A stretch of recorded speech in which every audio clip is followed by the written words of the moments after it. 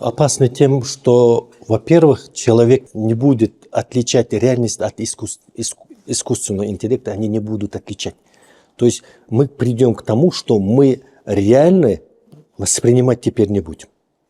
Понимаете?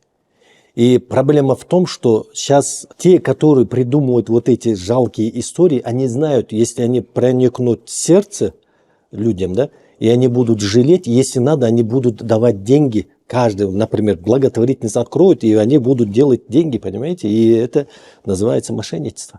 И это приведет к тому, что человек уже начнет теряться. Это реальность или искусственный интеллект? Понимаете? Вот тем он опасен. Понимаете? А когда уже человеку реально нужна будет помощь, люди уже теперь не будут обращать. Это искусственный, они будут воспринимать как искусственный интеллект. Понимаете?